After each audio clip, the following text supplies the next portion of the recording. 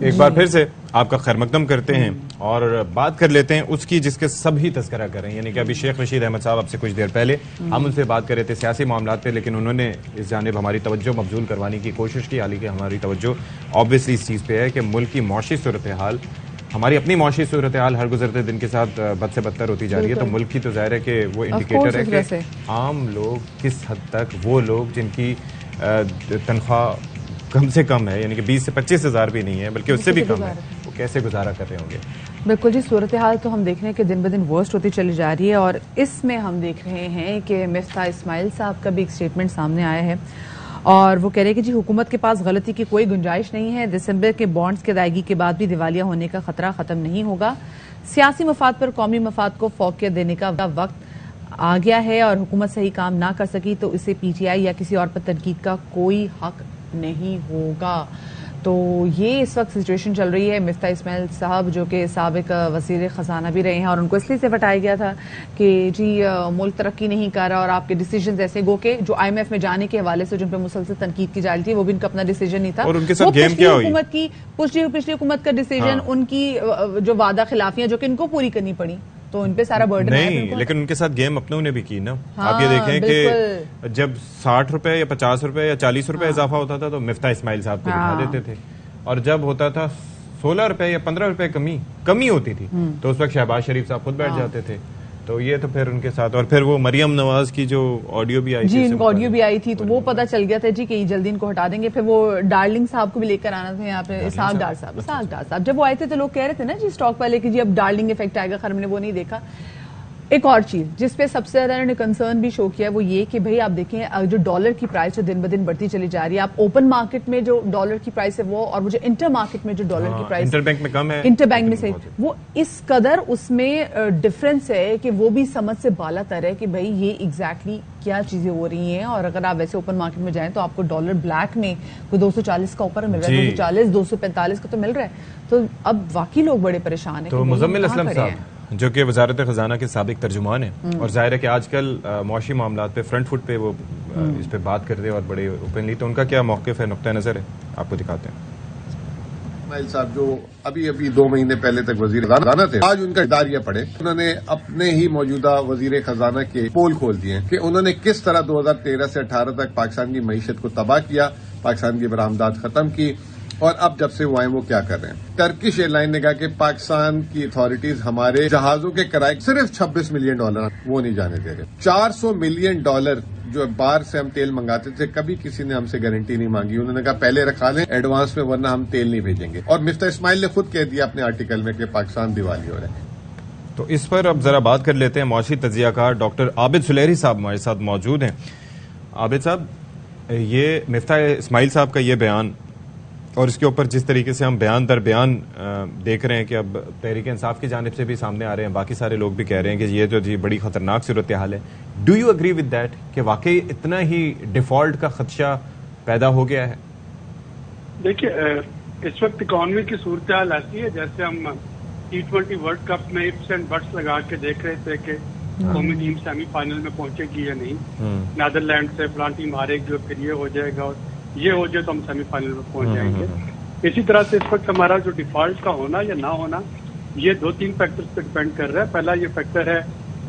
China اور سعودی عربیہ کے ساتھ ہمارے تعلقات کہتے ہیں، چونکہ آپ کا ایک لون کا میجر جو پورشن ہے آلموسٹ 60% وہ ڈیٹ کا وہ تو ان 2 ملکوں کی طرف ہے اور چائنا کے کمرشل بینکس کی طرف۔ تو اگر یہاں سے رول اوور مل جاتا ہے تو پھر تو آپ کے لیے وقتی طور پہ اسموتھ سیلنگ ہے۔ باقی کے جو ہیں وہ آئی ایم ایف کے ہیں، اے ڈی بی ورلڈ بینک کے ہیں، اور کمرشل جو لونز ہیں بانڈز جن کے بارے میں زیادہ ہے کہ ڈیفالٹ کا خطرہ، وہ ایک مائنر سی اماؤنٹ ہے۔ لیکن اگر کسی وجہ سے یہ سعودی عرب اور چائنا کا یہ رول اوور ہے یہ لیٹ ہوتا ہے تو پھر یقیناً الارم بیلز ہیں۔ اس وقت جو میکرو انالیسز ہے وہ یہی ہے کہ شاید چائنا اور سعودی عربیہ یہ دونوں ویٹ کر رہے تھے ایک بڑی تقرری کا پاکستان کو oblige کرنے سے پہلے رول اوور میں۔ وہ چاہ رہے تھے کہ یہ ساری اپوائنٹمنٹ ہو جائیں اور اس کے بعد پھر وہ رول اوور دیں تاکہ وہ oblige کر سکے۔ تو سلیری صاحب اب کیونکہ یہ اہم اپوائنٹمنٹس ہو چکی ہیں تو اب آپ کو کیا لگتا ہے کہ ویسے بھی اوور آل جو پاکستان کی جو کیا کہتے ہیں جو امیج ہے اس میں کتنی اسٹیبلٹی آئی ہوگی, اور اب یہ جو آپ نے بتایا کہ جو ہمارے قریبی کچھ دوست ممالک ہیں یہ بھی جو انتظار کر رہے تھے, تو یہ ہمیں کتنا سپورٹ کر سکتے ہیں آگے؟ دیکھیے ان کی سپورٹ تو یہی ہے کہ اگر یہ رول اوور دے دیتے ہیں اپنے ایگزسٹنگ لون کا, اور رول اوور کا مطلب یہ ہے کہ ہمیں ان کو ادا نہیں کرنا ہوگا, یہ قرضہ آگے بڑھ جائے گا. تو اگر یہ قرضہ آگے بڑھ جاتا ہے تو تقریباً اچھا قرضے معاف نہیں کریں گے, قرضہ دینا تو ہمیں ہے ہی ہر صورت میں. نہیں, قرضہ معاف نہیں ہوگا, معاف نہیں ہوگا, یہ صرف رول اوور ہوگا کہ اچھا جی آپ کو دوبارہ سے ابھی حالات خراب ہیں آگے جا کے دے دینا, بڑھا دی, اس کو پے بعد میں کر دیجیے گا. تو اگر رول اوور ہو جاتا ہے تو جو فوری طور پہ پاکستان پہ ادائیگیوں کا دباؤ ہے وہ کم ہو جائے گا. اور رہی بات کی اسٹیبلٹی, تو یہ ایک آئی فیل کہ پاکستان کی جو تمام سیاسی جماعتیں انکلوڈنگ پی ٹی آئی, انہوں نے کافی ایک سوبیرٹی کا مظاہرہ کیا کہ ان اپوائنٹمنٹ کو کنٹروورشل نہیں بنایا, اور یہ ایک انڈیکیشن جائے گی پازیٹو جو ہمارے باہر جن لوگوں کے ساتھ ہمارا on the very last day. Yes they did not. بالکل صحیح کہا آپ نے. اب یہ مجھے بتائیں کہ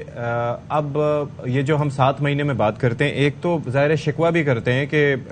شہباز شریف صاحب جس طرح سے ان کو بہتر منتظم سمجھا جاتا تھا پنجاب کی حد تک, تو وفاق میں آ کے وہ ڈیلیور کرنے میں ناکام رہے. ممکنات یہ بھی ہو سکتی ہیں کہ ایک تو کابینہ کا سائز اتنا بڑا, پھر ان کے جو اتحادیوں کو ساتھ لے کے چلنا, it must have been very difficult. آپ ان کی اگر کارکردگی کو معاشی فرنٹ پہ دیکھتے ہیں تو کس طرح سے اسیس کریں گے اب تک کی؟ دیکھیے اس میں ایک چیز اور بھی ہمیں ایڈ کرنی ہے کہ جو پنجاب میں یا کسی بھی صوبے میں ڈیلیور کرنا نسبتاً آسان ہوتا ہے. وہاں پہ بیوروکریسی جو ہے انہوں نے بھی گریڈ 21, 22 میں آنا ہوتا ہے میجورٹی, اور وہ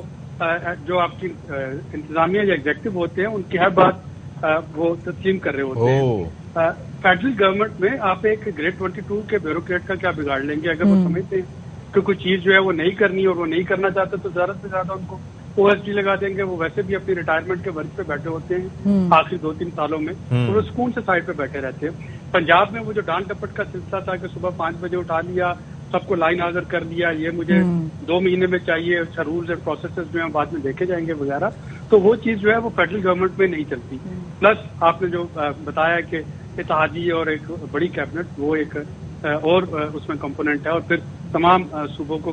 فیڈریشن کو ساتھ لے کے چلنا. رہی بات جو اکنامک فرنٹ پہ, تو جیسے پچھلی گورنمنٹ کو ہم کووڈ کا ایک دیتے تھے کہ ان کے ٹائم میں کووڈ 19 آ گیا, اسی طرح سے اس گورنمنٹ کو جو فلڈ کا ایک بڑا جھٹکا لگا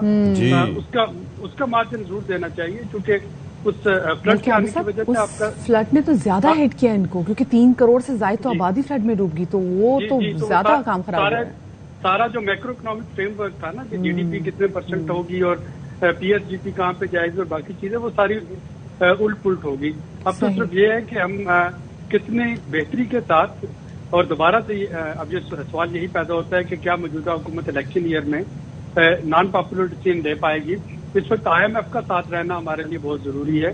ایک طرف آپ کا چائنا اور سعودی عربیہ کے ساتھ تعلقات بہتر رکھنا بہت ضروری ہے, دوسری طرف امریکہ کے ساتھ تعلقات رکھنا بہت ضروری ہے, کیونکہ آئی ایم ایف کی اگر آپ کو سیل آف کانفیڈنس نہیں ملتا تو رول اوور بھی نہیں ہوگا. اور ہم دیکھ رہے ہیں کہ ناما ریویو جو ہے وہ اس وقت لمبو کا شکار ہو گیا ہے,